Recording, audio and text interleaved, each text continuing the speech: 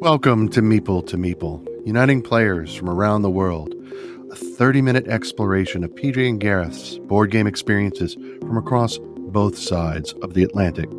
Each week, they will share with you their thoughts and opinions on everything from their favorite board games, themes, hot topics, and much, much more.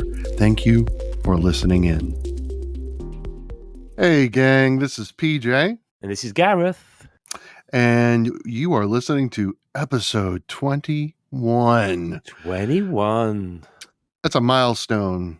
Lay it out. Some of our favorite tile placement games. That's what we're going to talk about today. So, last week's worker placement. Yep. My favorite this week. It's one of your favorites. Absolutely my favorite. Oh, gosh. Now, we've chosen some games that people may know. I think there's a couple of games people will never have heard of. Yeah. But that's what we're all about. It's not about picking all the favourites. It's about picking from a selection of, I don't know how many tile placement games there are, but there are a lot, aren't there? A lot. Very much. Yep. Shall I do the definition? I think so. Just to make people so well. People may or may not know. I need like a little intro for Gareth's Definition Corner. Diddly-doo, diddly-doo. So tile placement games feature placing a piece, so usually a tile, to score victory points or to trigger some kind of ability, often based on adjacent pieces or pieces within the same group or cluster. Sometimes even colour, maybe completing sets, etc. There's a classic game, which would be Carcassonne, which we're not covering today. But it was it was nearly on the list, where you draw a tile and you place it next to other tiles and you score points. It's where many, many games began. That's it. So, can I tell you why this is my favorite? Tell me. Tell us all. So we were playing Settlers of Catan. This takes you back years ago, right? And I think we got the Seafarers expansion, and I found a module where we all start on the same island, but there's one resource missing. And then you take the rest of the tiles and you flip them upside down and you have to explore outward. Nice. And I got so caught up in the explorative nature of and the manipulation of the map, which, oh God, I love that. It's just gotten to the point now where I'm playing my own little game. As long as I can flip all the tiles on the board, I don't really care what's going on. And that's how I got started in tile placement. Or it's how I got started enjoying tile placement. Mm-hmm. And then as I started playing games that are tile placement specific, Carcassonne being the first, I was like, this is it for me. This is it. So that's how I got started. Yeah. I do like the exploring games in flipping tiles. I guess I'm thinking those kind of 4X games. I guess that's on the heavier side of the mechanics. So we've chosen a relatively newish game to start this one off. Yes. Yes, we have. What have we chosen? We have chosen Akropolis by Now, this was Games. I think this originally might have been a French release and then was released at UK Games Expo in the UK back in the summer. And then I think Gen Con, if that was the right way around. Yeah, you picked it up at UK Games Expo. Yeah, in the summer. And you raved about it. Our good friend Nick, Board Game Review UK, he raved about it as well. And so when I got to Gen Con, I'm like, there's no doubt it's on the list. Now, we've played this game a ton. Since we've had it. A ton. Yes. I was not prepared. Yeah. I was not prepared for how popular it was going to be with our friends here in town. It's so good. It's so simple. I mean, it's a 2 to 4 player game, plays in about 20-30 minutes, 2 players, maybe even faster. I think we're pretty quick at it. What's great is it's family friendly, so they kind of recommend 8+. Weight wise is 1.5, 1.6 out of 5. This is a perfect family game, good for Christmas if you want to pick it up, where you have got hexagonal pieces. You start with a centerpiece, and you're basically just looking to take a tile from a selection. I'm going to say 5 off my head now. I'm sitting here thinking might be 6. It might be 6. Where the first one is free, and typically if you want the other ones, you're going to have to pay with cubes, and the cubes are stone. And you then take that tile and you get to place it either around the edge of your board, or you get to place it on top. Which is exciting. Yeah. So you can build out or up, and I love it. Yeah. And the only rule about placing above is you have to place it on the cross of 2 other tiles. And there's different things. There's tiles which are red, which I think military needs around the edge of your city to score. Yep. There are blue tiles, which I've now forgotten what they are, which have to be grouped together. Villages or homes, residential, something like that. And it's that puzzle game where you either got the tile itself, or sometimes you have these multipliers like stars, and so you're timesing the stars by, let's say, the blue ones. So 3 blue stars times 3 blue tiles grouped together would be 9 points. And the higher up you go, obviously, the more multiples you get. Right. Very simple. I haven't explained that very well at all. Well, that just means that those who have not played it are going to have to pick up a copy of Akropolis. I mean, it's just so cool because you're trying to match the colors. You're trying to match the multipliers like you just described, but you could build up. I think that's exciting. I think Nick has made it really clear you have to build up to be successful. Oh yeah, you definitely don't just spread out, because you're never gonna get your multipliers. You want to go up, keep it tight. I think some of the maps I've had, I've compromised things and gone for the multiplier, knowing that I'm going to get better scores later in the game. Right, because sometimes you have to cover up. You've been working on a particular color cluster, and you have to cover it up to favor more points in a different color. Yeah, and you can't do everything. Although you can try. yeah. So you got a bit where you can see what other people are doing, and so there's definitely a piece where there's a little bit of take that, where you take what you want to get, knowing that you've just not necessarily helped the next person round. Not very heavy, but it's definitely accessible. Yeah, and there is one variant currently where you can slightly change some of the rules on that round, and I believe there's a solo mode if you go online now available that's not in the box. There is, yeah. But that's just a wow. I really like that game, and to start with that one because you picked it up in UK and then told me about it, so I picked it up at Gen Con. So it's that bridging of the both sides of the Atlantic as our tagline. Yeah, I mean, it's sold out straight away at UK Games Expo. I think it's sold out at Gen Con. Yep. So I made a point of pre-ordering it so that I could secure my copy. Yes, I remember you saying. So yeah, I went up to the desk, and they were like, "Yeah, come back." And then because the line was just crazy. He's like, "Come back this afternoon. I'll have your copy for you." And he's like, "Welcome to the Hachette family." In his French accent. I can't mimic that at all, but it was really entertaining, and they were excited to have their games out to the people, and I really enjoyed that. So, I love that publisher. Yeah. There's so much going on. Okay, that's number 1. So we moved from a relatively new and well-known game to, say, this is the most obscure tile placement in our list, right? Wouldn't you say? But weirdly, we both own it. Yeah. But I haven't played it for ages. But I've kept it because it is obscure. So I'm going to let you teach this one because I can roughly remember bits. But I remember the coins are beautiful. It's fair because we have to reread the rules every time, and that is Minerva. I love the box. Pandasaurus Games. Mm-hmm. And designer's Hisashi Hayashi. Yeah. Say that 3 times real quick. Not this time of night. No. It's by Pandasaurus Games. And this was our first Kickstarter. Was it? because this is like 2000 and I'm going to say 15. Yeah, I think 15. It is 15.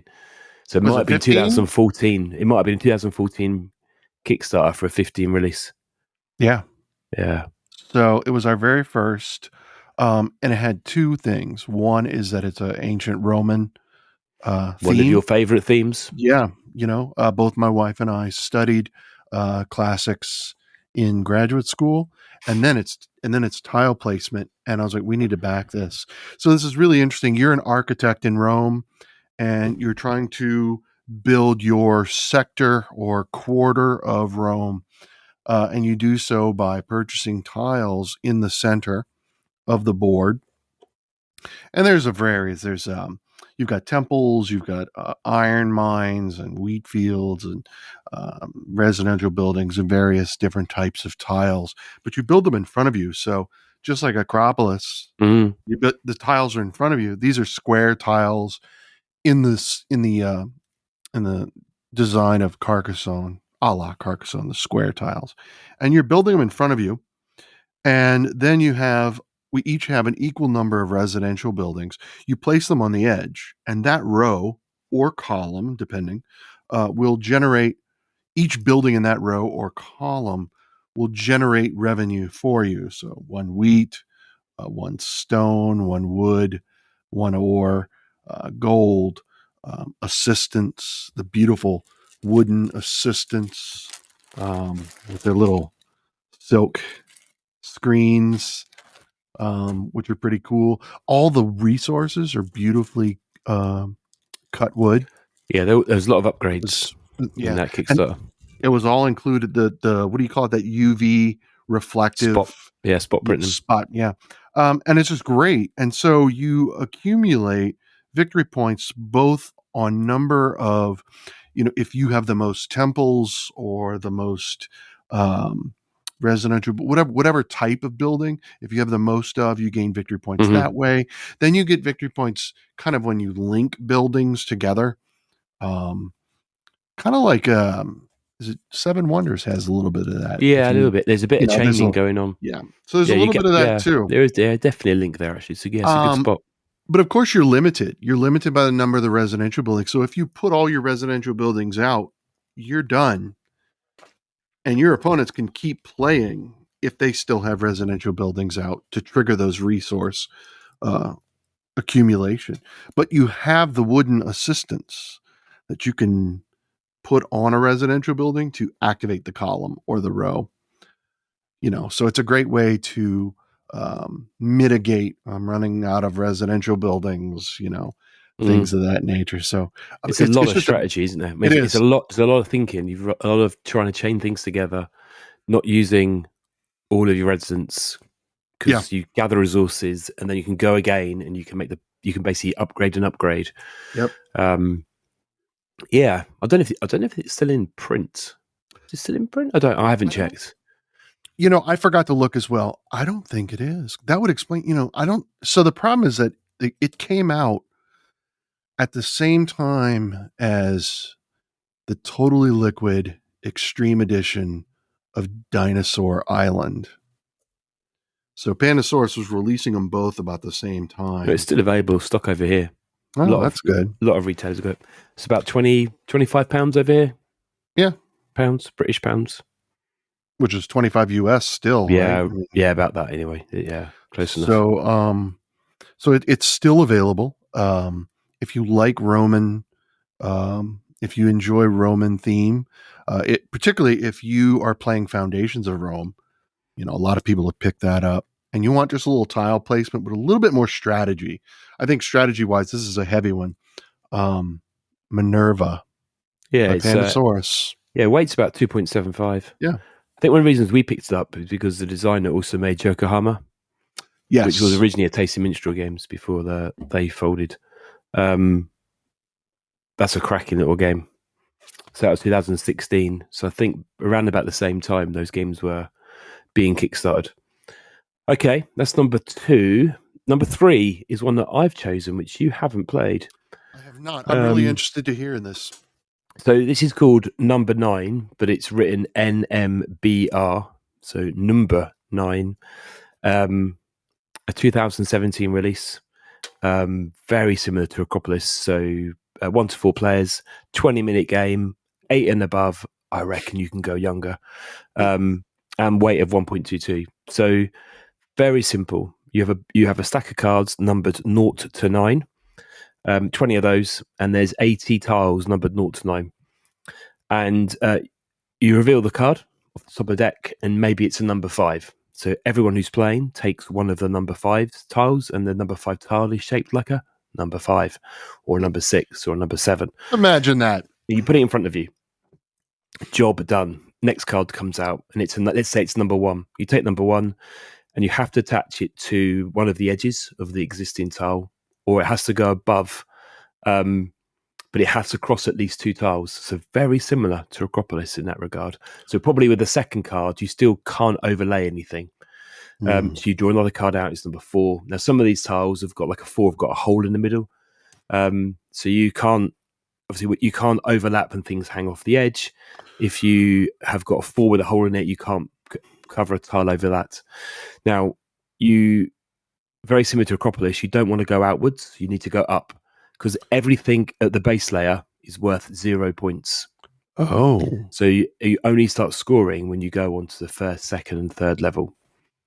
So, for example, if you've got a number 8 on the second level, that's worth 8 points. You've got a number 8 at the second level, at the third level, is worth 16 points. So you're trying to squeeze these shapes in the most optimal way. It's so simple. It works like a dream. You play through the 20 cards, job done. And it's excruciatingly difficult to get a really good score, because the shape comes up and you've chosen to put it at the edge.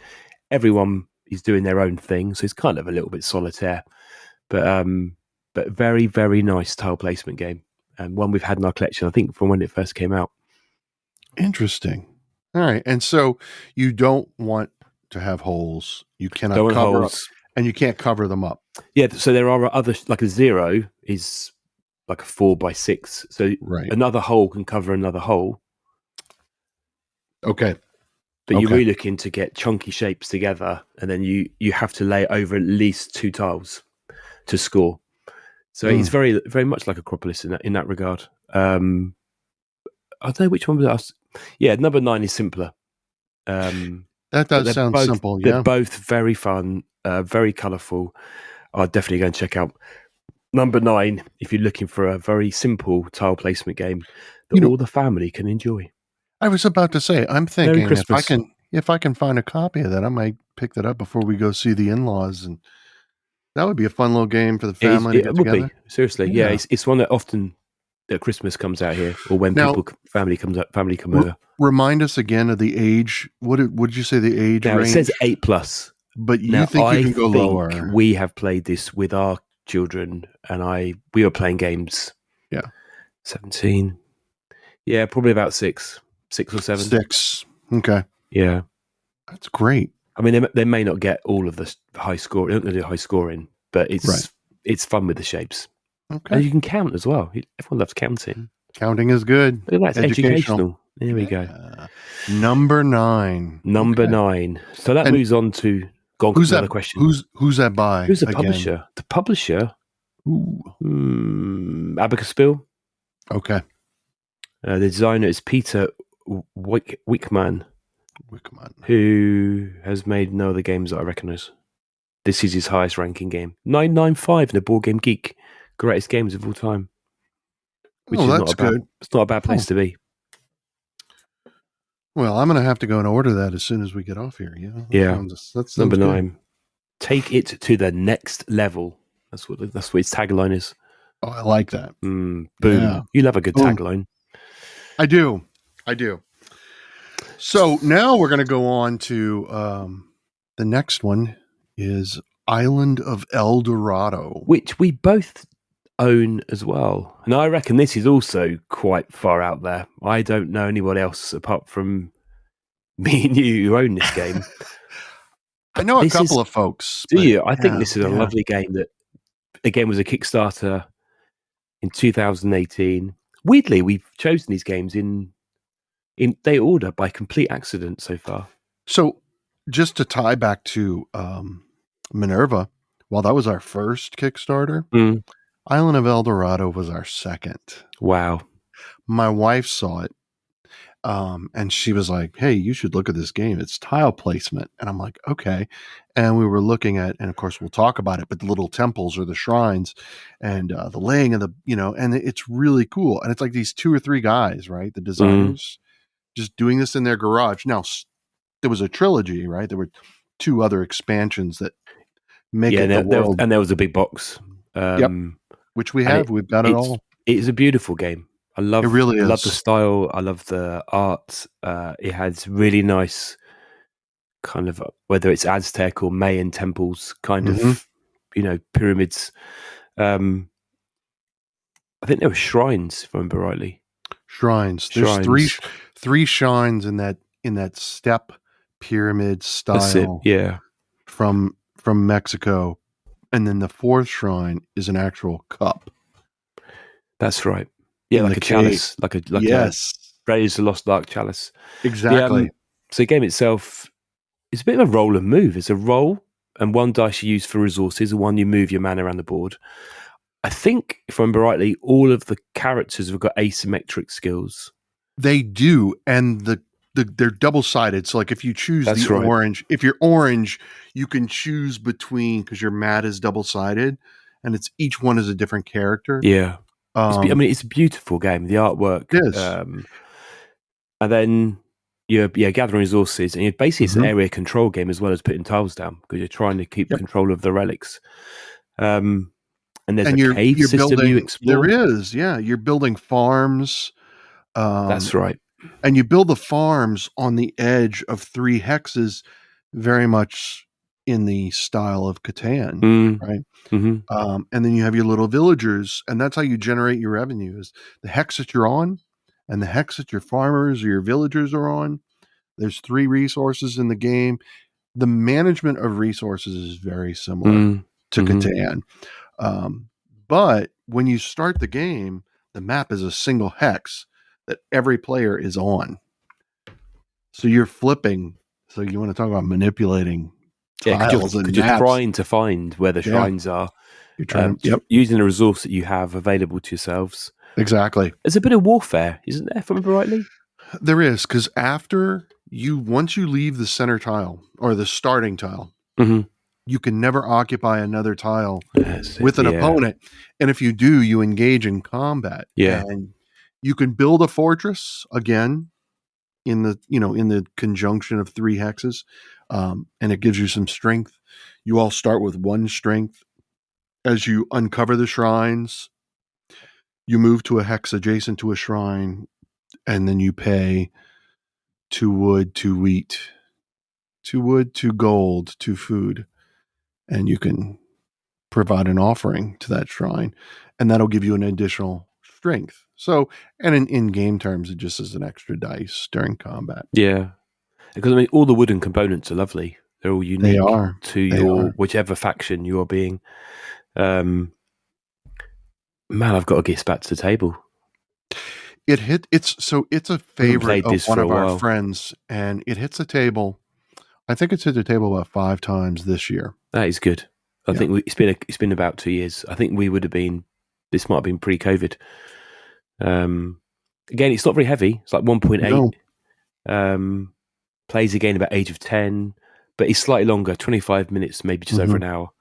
2 to 4 players. The real fun is when you get in the cave, especially with the expansions. That's right.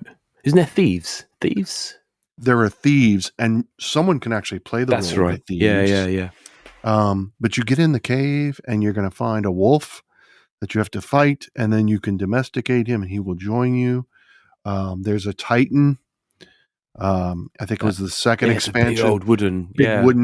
And so then when you roll your 2 gold dice at the beginning of your turn to determine your resources and your movement, you roll this red die, and it will determine how many spaces the Titan will move. So he'll come out of the cave and come after you if you're not careful. Because this is ranked like 3,689. This is not heard of, but needs more love. Let's give it the love today. Yes, that is the Island of Eldorado. Not to be confused with, what is it, Quest for Eldorado? Quest for Eldorado, which game? is a racing game. Yep. Which is a racing game with some tiles. Not the same game at all. This is very different. The shrines are 3-dimensional poly resin. Yeah, it's beautiful. Gorgeous. Painted as well. I mean, actually, try and find a copy. Highly recommended. So game 5? Game 5 is another, might be beautiful. the most beautiful game in our collection. And relaxing and zen and balance. This is Tang Garden, which is 2019. So our most modern game in today's selection. Probably the most heavy, 2.61. 1 to 4 players, age 14. 40 minutes, 40 to an hour. Yeah, I'd say so. It's beautiful. I mean, component-wise, everything here from the board itself, which starts at a very monochrome kind of whites, but you are adding to it tiles from 4 different earth, water, grass. I can't remember what the elements are. And then a mixed one. Yeah. And your job is to keep it balanced. And then people come and visit you, which are these little minis. Lots of different minis have different requirements, different ways of scoring. And you place them so they can observe into your garden you are building together, but it is competitively. So while we're laying tiles on the board to create the garden, we're also, you're not really laying the tiles, but they're like these sceneries that go upright. Right, so there's slots on around the board, sides. yeah. So you've got like vistas, if you like, vistas of landscapes, yeah. And so these miniature visitors, they want to look at different things, and you get more points for them. Yeah. So when you put the miniature on the board in the garden on a tile that's specifically designated for that, the direction that you physically face the miniature matters. I love it. Right? It's just incredible. Because it's where they are. It's what they're looking through. So maybe they're on a bridge or they're in a pagoda. And the pagodas are lovely pieces of cardboard miniatures, looking across the board onto a landscape. Yeah. There's even a little set collection. I know we're not talking about that as a mechanic. No, but there is a set collection with the cards. Beautiful, thick cardboard 3-dimensional trees, right? And so if you have one of each tree, your points at the end of the game is increased. It's koi. I think there's fish in the ponds, in the rivers that flow by. It is amazing. There's a expansion which I think is going to land relatively soon. Can't be too far away. Yeah, so it came with 2 expansions when it initially was released. Right. And then the third is like a big box to store everything. And it comes up with a Seasons expansion. Seasons, that's right. It's called Seasons. We're really looking for, we backed that. Did you back that? I backed that June 2023. Yep. Looking forward to it. Yeah, I think when you even do setup, there's some different ways of setting the game up. So you've got a slightly different experience, and there's some of the expansions. They've just got different cards within them. That's probably one of our favorite set collection tile placement games. It helped that it arrived in the middle of the lockdown in 2020, so it hit the table a lot because we couldn't go anywhere, and so we played that a lot at 2-player. And it's just beautiful. I think my favorite is, so you have the Empress, and when you put her on the board, it doesn't matter what direction she's facing, but she does not want to look at her husband, the Emperor. That's right. Yeah. Amazing. Because I love it. Because there's also a lady, and apparently the Emperor has been having an affair with the lady. And so she does not want to look at her husband. So you just have to make sure. I mean, it's amazing. Yeah. No, it's great. You try those miniatures come. I think there's always 3 on display. You're trying to grab the ones that work best with what other people are putting out. So you're kind of adapting. Exactly. And the game ends, I think, with when a certain number of tile spaces have been covered, I think is the way. Or there's these little points. The wooden wooden discs, which markers. and they trigger when you put a landscape tile, A small around the landscape or a outside. large landscape. Yeah, that's right. And then at a certain point, the rules tell you when that happens, the game ends, and you score the points. And it's just beautiful. It is just beautiful. Those games, if I ever take photographs and put it up onto Instagram, but it just looks fantastic on the table and plays great as well. The miniatures are really small. They do not have a lot of detail. But that being said, my wife painted all of them. I was about to ask, have you painted them? They are painted. Oh yeah, they've been painted, and they look fantastic. She basically took the card that they're on and used that artwork and said, okay, well, these are the colors I have to use. Because in the second Kickstarter, we're gonna get updated models, because I think the first print run, the model, like you say, the models weren't the greatest in detail. And then they fixed those, and then they're going to give those to the backers for free who did the first time round. Which so my is wonderful. My wife, even when she painted them on the bases, which the bases are small, she put a little bit of grass on each one of them to indicate that they're in the garden. I mean, I'll have to send you pictures, so we'll try to share some of those. We'll need some photographs of that. Try and get them for the post tomorrow. Yeah. So that is Tang Garden. Tang Garden, yes. That's a great way to end Tang Garden. It is. It's really nice, just calm, very fun game. Yeah, I like that. I think all 5 of those, whether they're more popular, like Akropolis, a very recent release, that actually wasn't in order, that was the most recent game.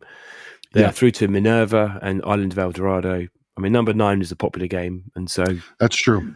One for the Christmas list for sure. And then if you want something slightly more complex, but nothing too crazy, something that's beautiful on the table, I say Tang Garden. Yeah, if you really are looking for beauty, Tang Garden, totally. As impressive as Minerva is, Tang Garden, the whole design of the game is just gorgeous. Okay, that's another episode. Tile placement games ticked, worker placement games ticked. Next week we get into Christmas focus. That is right. Recommendations galore from both Gareth and I. Gareth, thanks for letting me talk about tile placement. It's my favorite. It's been a pleasure. I think we could do another episode on both. There's so much choice. Absolutely. Yep. Cheers, and see you next week. All right. Thanks. Bye. Thanks everyone for listening. Please subscribe, and we love to hear your thoughts and ideas, so please leave those in the comments. And you can also chat with us both via Instagram at Meeple to Meeple. Thanks.